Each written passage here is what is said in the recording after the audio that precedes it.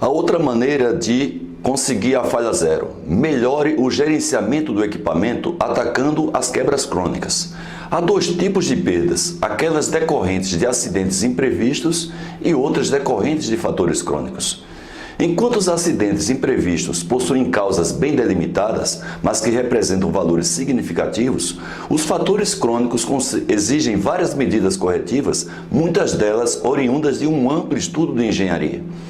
As perdas crônicas são aquelas de difícil combate e que, para serem eliminadas, necessitam que haja introdução de melhorias.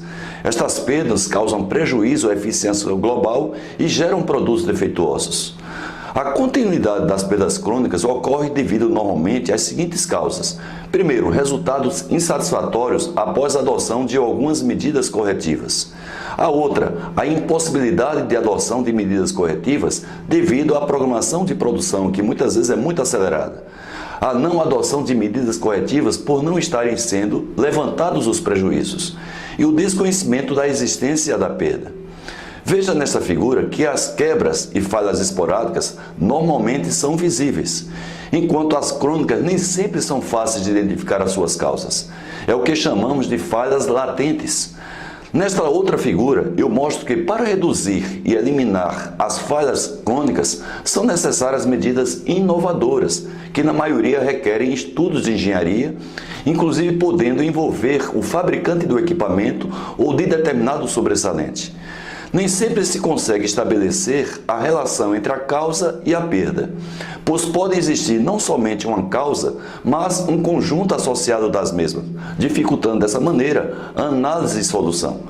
Na teoria, as causas múltiplas podem ser separadas uma a uma, atacando-as com medidas corretivas consistentes. Apesar dessa estratégia não garantir a extinção definitiva do problema, pelo menos há uma tendência de que as mesmas sejam minimizadas até valores aceitáveis. É interessante o conhecimento das denominadas falhas inconscientes, pois normalmente não são computadas nos históricos dos equipamentos. As falhas inconscientes de ordem física são aquelas que, por estarem despercebidas, não são consideradas como causas de inconveniência. Eu vou dar para vocês alguns exemplos. As falhas somente detectáveis quando o equipamento é desmontado. Outra coisa, as falhas difíceis de serem visualizadas devido ao posicionamento inadequado do equipamento ou dela própria.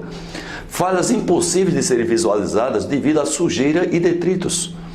As falhas inconscientes de ordem psicológica são falhas não consideradas normalmente por falta de conscientização ou carência de capacitação técnica, tanto dos operadores como do pessoal de manutenção. Como, por exemplo, a indiferença com relação ao problema, as falhas despercebidas, falhas não consideradas por serem enquadradas como desprezíveis, ou seja, ninguém dá importância para elas.